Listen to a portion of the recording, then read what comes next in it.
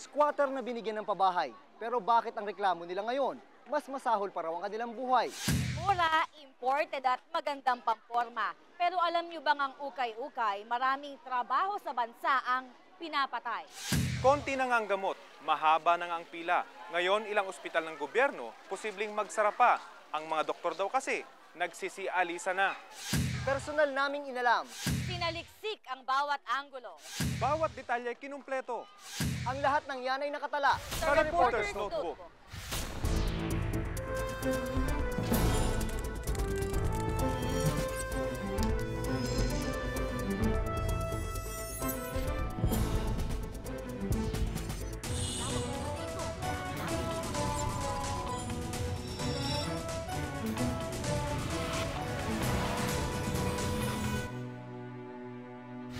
The doctor is out of the country. Ito raw ang sitwasyon sa maraming ospital ng gobyerno. Kaya marami sa mga ito, malapit na ring ma-out of service.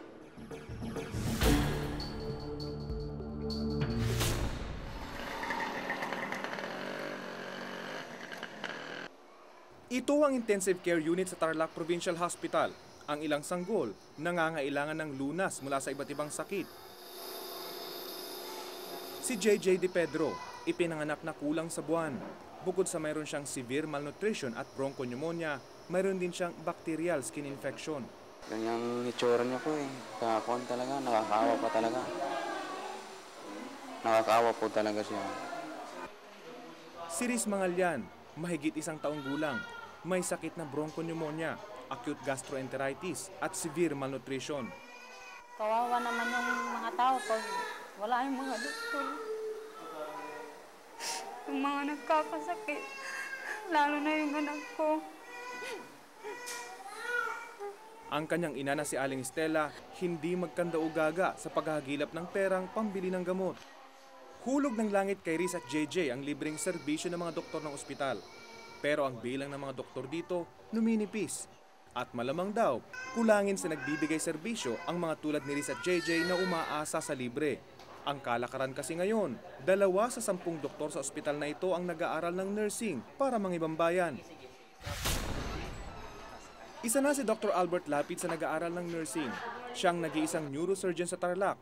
Halos 20 taon na raw siyang naninilbihan sa Tarlac Provincial Hospital. Sa edad na 52 taon, nagpa siya na ring mag-aral ng kursong nursing.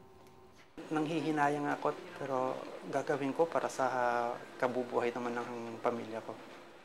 Nais niya raw bigyan ng magandang kinabukasan ng kanyang pamilya.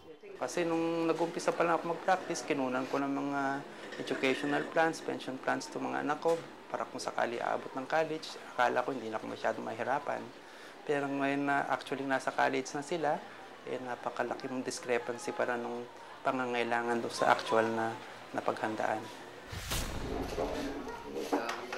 Ayon sa Provincial Health Officer ng Tarlac na si Dr. Rick Ramos, nakababahala na raw ang bilang ng mga doktor na kumukuha ng nursing.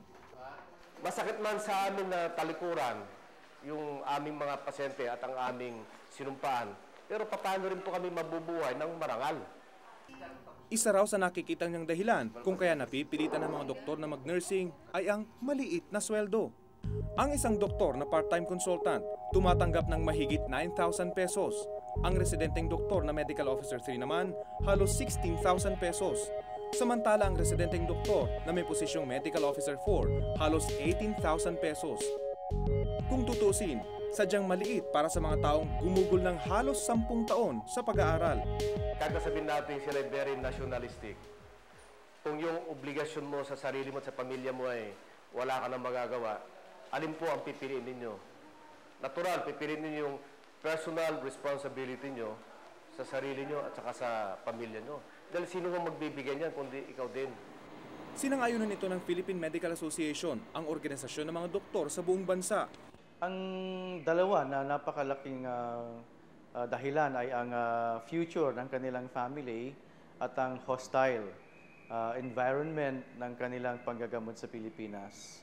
Aminado ang Department of Health sa unti-unting pagkawala ng mga doktor, kaya pati mga nurse ay tinuturuan na raw ng ilang gawain ng mga doktor. Kagaya ngayon na konting-konti ang ating mga anesthesiologist, tinitingnan natin kung pwede ba, anong kakayahan ng nurse natin na maging nurse anesthetist, of course, still under the supervision of an anesthesiologist. So these are a few of the examples that we have now. Huling itinaas ang sweldo ng mga doktor noong 2001 at ang idinagdag, 5% lamang. Mula noon, hindi na muli itong itinaas. Umabot na sa 3,000 ang mga doktor na kumukuha ng kursong nursing sa buong bansa. Ayon ito sa National Institute of Health Policy Development. Doble raw ang bilang na ito kung ikukumpara sa bilang ng mga medical practitioners na pumapasa kada taon. Kamakailan lang, lumabas ang balita. May ilang doktor na ng ibang bayan bilang nurse sa Amerika ang ipinabalik sa bansa.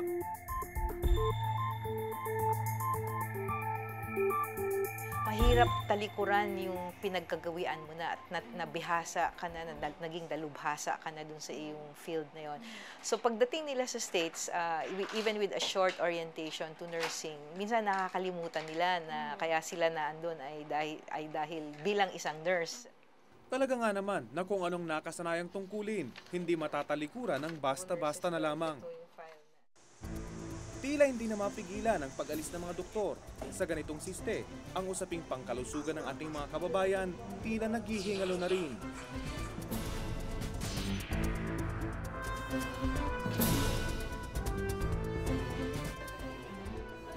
Mga hakbang para manatili sa bansa ang ating mga doktor sa Reporter's Notebook. Sana pansinin. Because it's not only a local, hindi lang kami, it's nationwide.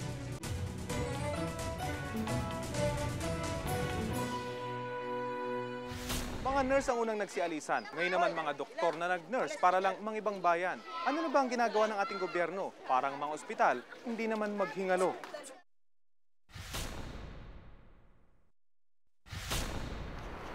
Nagpatingin ka na ba sa doktor mo kamakailan lang?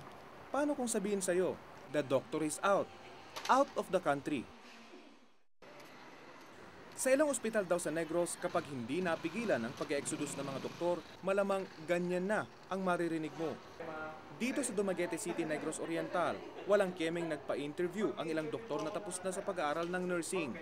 Taliwas sa mga una naming na-interview. Katatapos lang daw nilang kumuha ng nursing board exam. Lahat sila pasado. Protest. Not enough. In protest talaga. It's one of a sign of protest. Sana pansinin.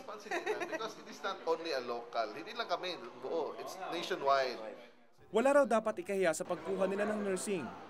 Tinagurian sila mga public doctors. Kaya naman gulat na gulat ako habang pinapakinggan ko sila. Gobyerno ang kanilang sinisisi sa napipinto nilang pag-alis ng bansa. Sinamahan ako sa paglibot sa loob ng ospital ni Dr. Joyce Maningo, ang chief ng internal medicine dito. Patuloy pa rin ang pagsaserbisyo niya sa ospital dahil bukod sa pagiging doktor, nurse na rin siya at ilang buwan na lang ang kanyang hinihintay. Lilisanin na rin niya ang Pilipinas. Na ito, chapel to ng ospital eh. Ginagawa na ring ward kasi hindi na kasya. So tinanggal na yung altar, nilipat sa likod. Dati nang nanirahan sa Amerika si Dr. Maningo, pero pinili niyang bumalik sa Pilipinas para pagsilbihan ng kanyang mga kababayan. Subalit sa loob ng 14 na taon bilang isang public doctor, hindi raw niya naramdaman ang suporta ng pamahalaan. We cannot make a drastic move na baka ma-paralyze ang operations ng hospital.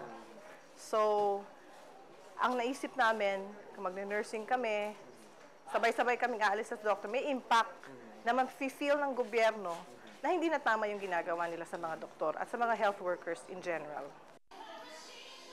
Sa buong Negros Oriental, halos 207 ang bilang ng mga doktor. Sa ngayon, 37 na ang nakapagtapos ng nursing. Kasama dito si Dr. Bing Luzuriaga, isa sa mga surgeons ng ospital.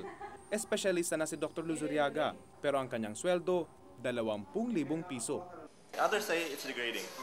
But then say, it's more of a humbling experience for me. Like, it doesn't make me less of a doctor being a nurse. It makes me a better person. Kapag hindi raw sila umalis ng bansa, sila naman daw ang mamamatay. Hindi konsensya pa naman kami. Kaya nga, we are still giving time. Yun na nga. Pag may mangyari, kahit kakaunting benefits lang naman, siguro we will have second thoughts to them. Ang batang ito, nagkakomplikasyon na ang kanyang typhoid fever at kailangan ng operahan sa tiyan. Pero kinailangan niyang maghintay pa. Mahaba kasi ang pila ng mga ooperahan. Ang magiging anesthesiologist niya, isa na ring nurse. Working visa na lang ang kanyang hinihintay at lilipad na rin siya papuntang Amerika. Ang tatay at nanay ko ay both teachers. Nakapag-aral siya sa amin, maging doktor. Iwan ko lang ngayon na kami doktor, makapag-aral pa ba kami ng doktor sa mga anak namin. Hindi ba kayo nalulungkot sa gano'n na mag-aalisa na yung mga doktor sa atin? Malulungkot naman. Kasi mabuti naman kayo mga doktor. No? Mahirapan, maghintay. Kasi wala ng doktor o kulang ang doktor. Sa loob ng napakahabang panahon, tahimik daw ang mga doktor na nagtatrabaho. Hindi nila makuha ang makapag-rally para humingi ng dagdag sahod. Ayon sa Provincial Health Officer, kung patuloy ang pag-alis ng mga doktor dito, isa lang ang gagawin nila. Pag wala ng mga doctors, we might be forced to close the community primary hospitals, district hospitals, and the manpower should be concentrated in the provincial hospital and in 2 other hospitals. Ang sistema raw ng gobyerno pagdating sa kalusugan ng mga Pilipino, kumbaga sa naghihingalong pasyente, may taning na. Kung ang mga nakakapunta sa kabayanan, mahina ang serbisyong nakukuha mula sa mga ospital ng gobyerno, paano na lang kaya ang mga nasa liblib na lugar?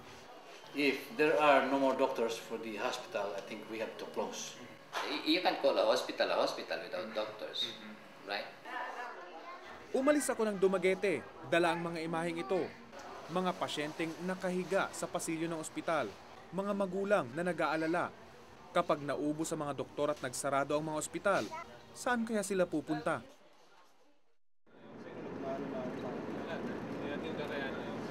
Sa Silay Provincial Hospital naman sa Negros Occidental, sa 38 doktor, 16 ang kumuha na ng kursong nursing.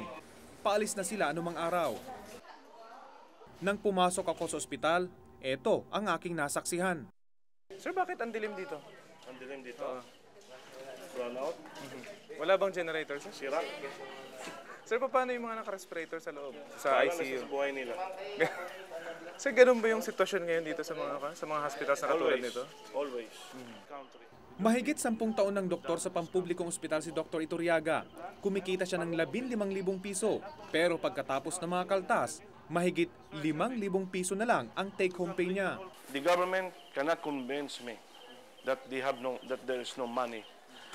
There is money. Because the problem is corruption.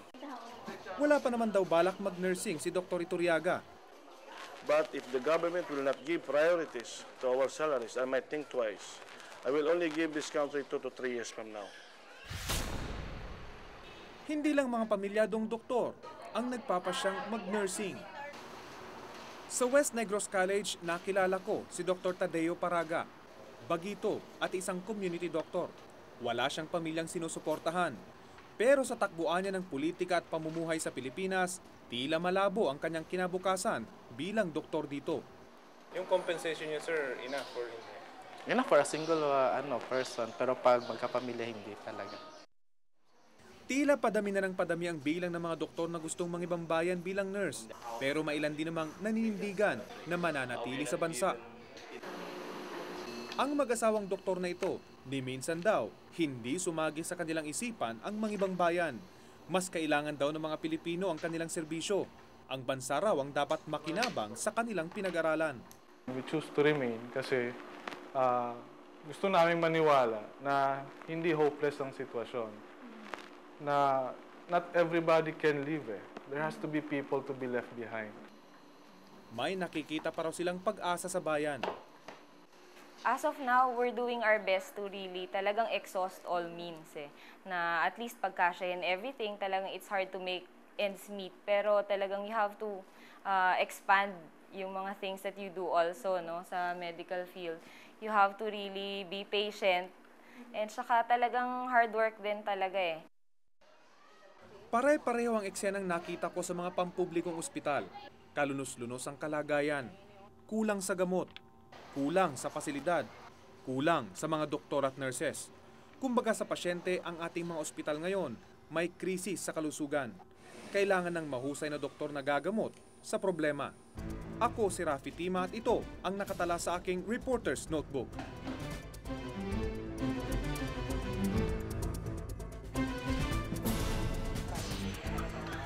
ukay-ukay, di raw okay dahil nawawalan ng trabaho ang maraming Pinoy. Ang mga detalye sa Reporter's Notebook.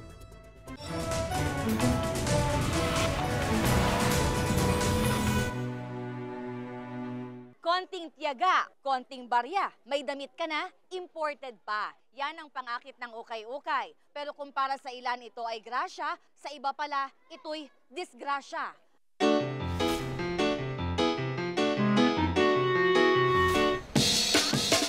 Ukay dito, ukay doon. Parang mga sari-sari store na ang nagkalat ang mga ukay-ukay store. Mas affordable siya kaysa sa... Tapos wala ka pang kagaya. Yung damit niya, mga importe. Nakakatuwa, mura eh. Bagets Mano Senior Citizen, halabira sa paghalukay ng mga damit na mura. Mapa hip-hop, rugged, sexy o simple, telang silk, maong, knitted, sequin, corduroy, sa ukay, kumpleto. Costume party baka mo, eto, baka kasya sa'yo. At sa wala kayo hindi, mayroon din pangkasal.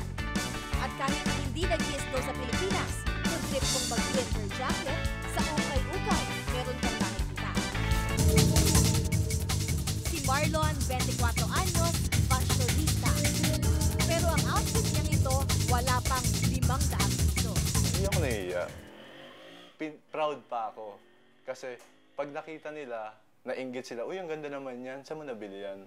Tapos makikita mo signature, branded. Maniniwala ba sila na galing ukay-ukay yun? Lalo na ngayon, yung economy natin, talagang bagsak eh. So, saan ka pa pupunta? Sinamahan namin si Marlon sa kanyang paghalukay sa ukay-ukay. Talaga namang enjoy siya sa pamimili.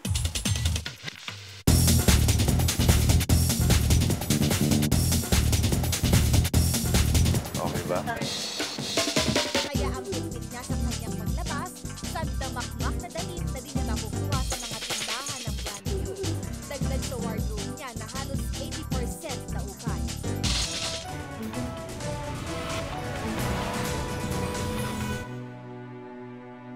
Kaya nga mag-iingat pag nagsusukat ng mga ukay-ukay kasi mga fungal infection, yung mga spores, yung mga fungus, yung nagkakaroon ka ng hadhad.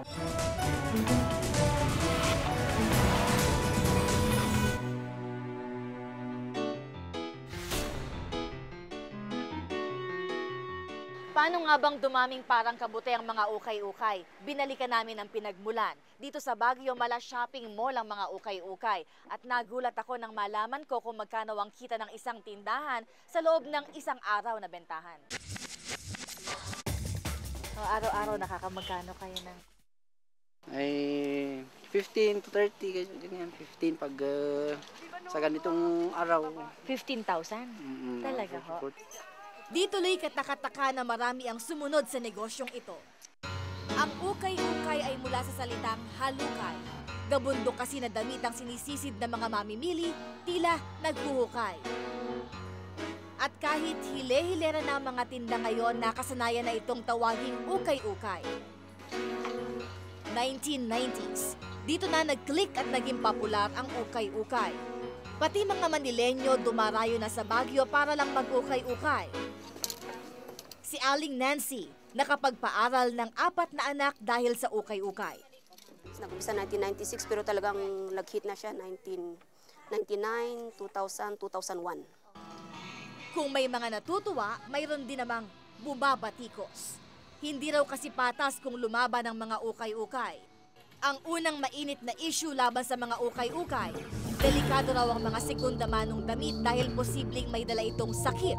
Kaya nga mag-iingat pag nagsusukat ng mga ukay-ukay kasi mga fungal infection, yung mga spores, yung mga fungus, yung nagkakaroon ka ng hadhad dito, yung tinea corporis yung sa katawan, mga tinea sinasabi natin, yung namumuti yung balat mo, tas makate. Pero hindi pa rin natinag ang industriya ng ukay-ukay.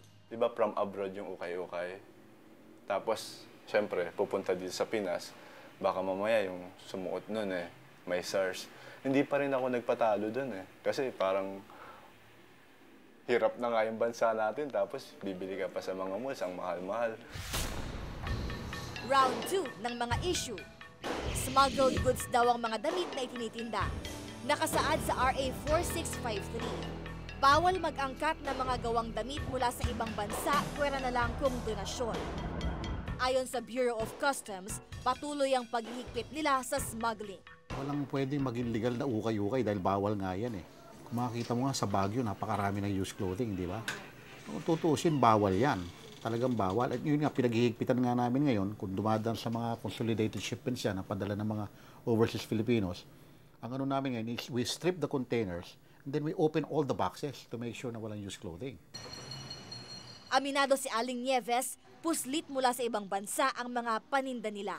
By shipping. Nakakapasok naman po kayo sa customs? Sa ngayon alam ko nakakapasok na. Pero noon talagang mahigpit, kaya ayan, pinapatagal namin ang mga paninda namin. Sa dami kasi ng containers na dumarating kuminsan, it's physically impossible for customs to examine all of them. Napakarami kasi. We release thousands of containers a day. Wala naman kami mga container x-ray machines kayon. Round 3, tax naman. Wala pa kasing nasasaayos na sistema ng pagbubuwi sa mga ukay-ukay kaya't malaki ang nawawala sa gobyerno. Dahil lahat na tao ngayon bumibili sa ukay-ukay, yung mga garment manufacturer natin, unti-unting nagsisira. Samantala yun, nagbabayad ng buwis. Tapos yun, nagka-hire ng empleyado, yung empleyado nagbabayad din ng buwis. At ngayon naman, round 4, mga negosyante ng tela at damit versus ukay-ukay. Isa daw kasi ito sa mga pumapatay sa kanilang industriya. Ang kabawasan doon yung kawawa ang mga laborers, no? Nawawalan yung mga workers natin ng trabaho na napakahalaga sa ating bansa. Yung dignidad ng ating bansa. Ibig sabihin ng dignidad, huwag naman tayong tapunan ng mga gamit na. Ang mga textile manufacturers, hindi rin type ang ukay-ukay. Kung wala nga namang gumagawa ng damit, wala ring bibili ng tela. Ang ukay-ukay ang pinakamalaking epekto sa atin. Medyo ako'y natutuwa dahil nakakabili ng murang mga damit. Pero pagdating ng araw, sa karamihan ng pumapasok, masasara ang factory. Sa makatwid, kahit na dumating na araw, mura nga ang kalakal, mura nga ang damit, pero wala na kami pambili. Bakit? Bakit ang aking ama o aking mga kapatid ay nawala ng trabaho dahil sa pakasok na ukay-ukay. Ayon sa DTI, mahigit kumulang 160 bilyong piso ang naibibigay ng garments at textile industry sa bansa kada taon. 400,000 manggagawa ang umaasa rito. Si Aling Nancy, galit sa mga nagpapasara ng ukay-ukay. Hindi raw sila ang dahilan kung bakit baksak ang industriya ng damit at tela ngayon. At hindi rin naman daw lahat ng ukay-ukay, tiba-tiba kung kumita. Hindi naman yata, lahat naman yata buwabagsak na. Di ba? Pati pagkain na, pagandahin na lang yung quality. Kasi kahit naman dito sa ukay-ukay, kung hindi rin yung maganda yung klase niya, kahit ibigay mo, ayaw din naman eh. Sagot naman ng Garments Factory, may cost of labor at materyales silang binabayaran kaya hindi patas ang laban. Di lang si Aling Nancy ang tutol sa pagpapasara sa mga ukay-ukay.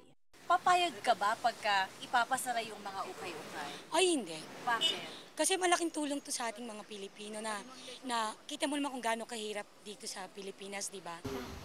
25 taon nang nananahi sa isang garments factory si Aling Helen. Isa siya sa mga manggagawang nanganganib mawala ng trabaho dahil sa pagbaksak ng industriya. Malaki talaga yung bagsak. Kasi kahit kami naramdaman namin yan eh. Dati yung gawa namin, nakatambak yung, hanggang ngayon, sige yung cutting. Tapos may overtime pa yan. Tapos naglalabas pa sila, may mga subcontractor. 5 ang subcontractor nila dati. Ngayon wala na. Ngayon may bali-balita nga sa amin na baka hindi na tayo abuti ng December dito. Ang kasamahan ni Aling Helen na si Mang Jose, namumroblema rin. May 4 siyang anak. Ang bunso, bagong silang pa lang.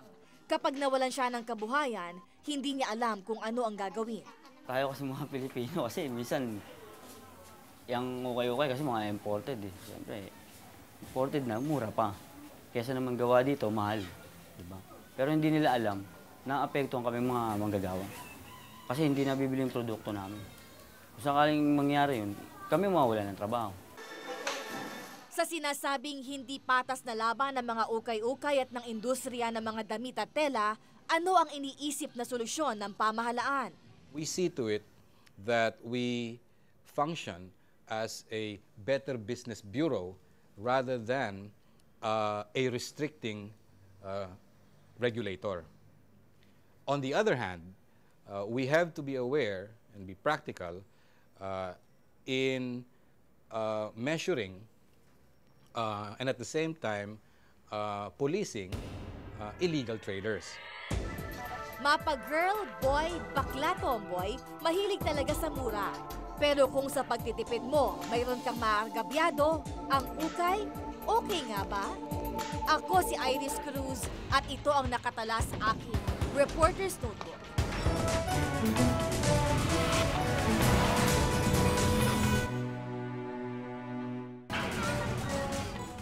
Pabahay na marupok, inirereklamo ang mga detalye sa Reporter's Notebook.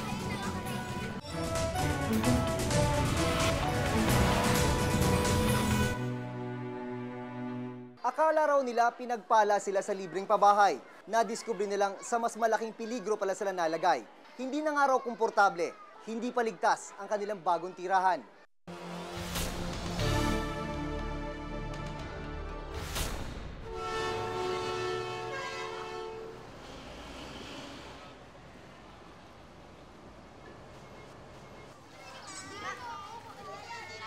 Mga squatter sa sariling bayan, mga NPA o No Permanent Address ika nga. Yan ang nagkalat sa Metro Manila. Pero ang ilan, binigyan na ng pabahay ng gobyerno, tulad na lang ng mga nasa relocation sites sa barangay Bagong Silang, Caloocan. Si Mang Leo, isa sa mga residente rito, 2 taon na raw siyang naninirahan sa lugar. Hulog daw ng langit ang pabahay na napasa kanya. Dito naman, naging komportable ako. Hindi katulad sa Tondo na nangungupahan kami. Dito wala. Pagising mo sa umaga, wala kang problema. Tulad ng mga taga-Caloocan, tuwang-tuwa rin ang mga squatter ng San Juan nang sila'y bigyan ng pabahay sa Taytay Rizal noong taong 2000. May 200 pamilya ang inilipat. Ang ipinangalan sa lugar nila, Erap City. Tila grandioso, pero 4 na taon lang ang lumipas. Ito ang natira sa Erap City ngayon. Tagpi-tagpi ang mga dingding na gawa sa konkretong plywood. Sira ang mga bubong. Ang ilang gusali, tila hindi pa rin natatapos. Walang tubig. At karamihan raw sa mga residente rito, naka-jumper. Kung dati, langit kung ituring ng mga tao rito ang lugar, ngayon daw, isa na itong kalbaryo. Isang building ang pinasok namin. Napansin ko, sira at kinakalawang ang hagdan. Sa bawat hakbang ko, tila nakaabang si kamatayan. Pero mukhang baliwala na ito sa mga bata. Nilalagay namin to dahil nga yung mga anak namin, iwasan namin na maglaro rito sa labas. Di naman natin masabing disgrasya, lumusot sila rito. Siyempre, wala naman kami ibang sisihin, kundi kami lang din na kailangan lagaan namin yung mga anak namin. Si Catherine Rosales, 7 taong gulang, nahulog mula sa ika-4 na palapag ng building habang naglalaro siya noong nakarang taon nang mapatukod siya sa isang steel bar nang bigla itong bumigay. Mahina na pala ang pagkaka-welding nito. Umawak siya rito sa bakal. Paghawak niya, yung pagtulak yan, tumuritso siya doon sa baba. Yun, nahulog siya, daldalan yung bakal ganito. Dire-diretso sa baba? Oo, doon. Tumama doon, sidecar na yun. Sidecar na natin sa baba? Oo. Akala nyo? Patay na. Akala ko patay. Diretso. Akalain mo bang mabuhay yan? Okay, sa taas na yan, 4 na palapag. Mabubuhay ka ba niyan? Surety lang talaga. Nabalian ng buto ang kanang paa at dibdib ni Catherine. Kaya ngayon daw, dobling ingat na siya sa paglalaro. Takot din ang mga residente sa paghinaraw ng mga gusaling kanilang tinitirhan. Kwento nila, para raw silang nililindol sa bawat daan ng malaking truck. Kaya pangamba nila, baka mauwi sila sa disgrasya. Kapag humangin at umulan ng malakas, ang hangin ay umuuga ang aming bahay. Isang eksperto ang aming dinala sa lugar. Unang tingin pa lang niya, kumbinsido na siyang mapanganib ang lagay ng mga nakatira rito. Napabayaan na raw kasi ang mga bakal na haligi at hagdanan. Dapat nga yung mga columns mo, sabihin mo na lang, dapat pinapera mo ng steel o ng concrete para at least may protection na. Gaya nito sir, gaya nito. Dapat well-maintain ito mga ganito. Oo, dapat well-maintain kasi mga major members yan. Fit pa ba siya? Tira. Madami na kasi nagpo-post na hazard eh. Karamihan dyan is yung mga dinadaanan nila. Tapos eto, nagpo-post na siya as hazard. Tulad ng problema ng marami ring relocation sites, kawalan ng hanap buhay ang isa rin sa kanilang daing. Dahil sa layo nila sa kalungsuran, karamihan sa kanila ay walang maayos na pinagkakakitaan. Gaya ni Salvador Morales, 2 buwan nang walang trabaho. Kaya minsan, 1 o 2 beses na lang daw sila kung kumain sa isang araw. At ang madalas na nakahain, ang tanim niyang talbos ng kamote at kamoting kahoy. Hirap din kasi yung hanap buhay doon sa probinsya ko eh.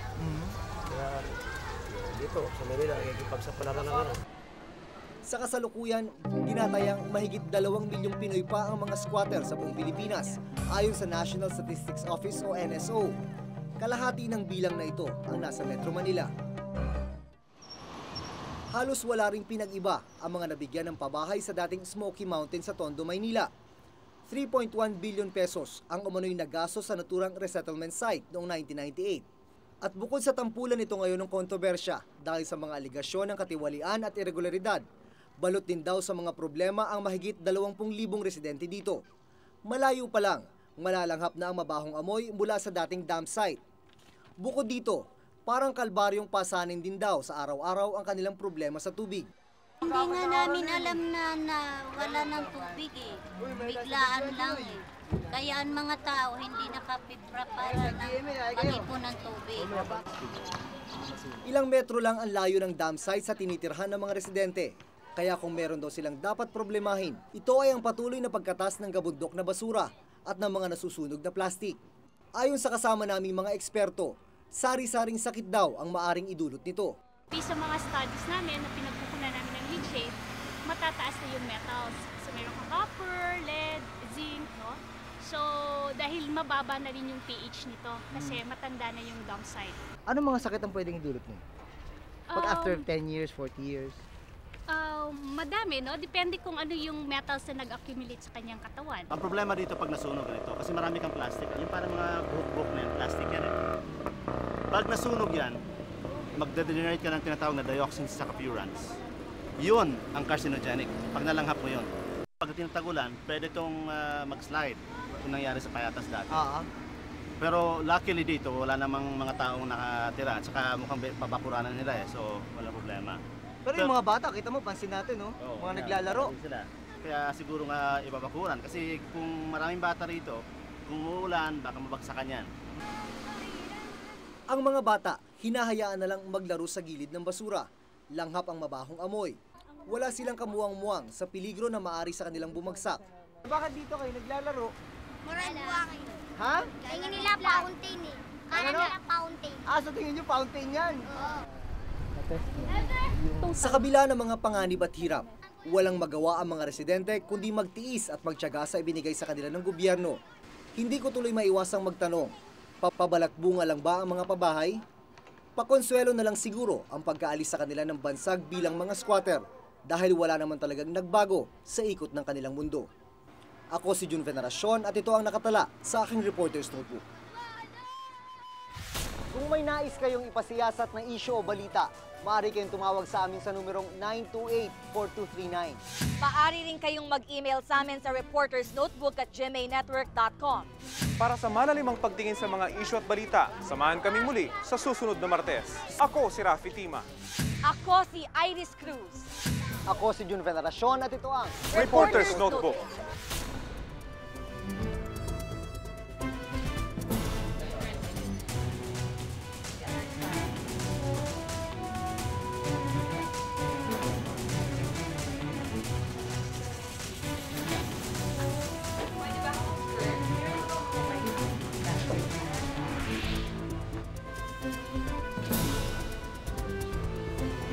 Okay lang. Silver. Ako rin.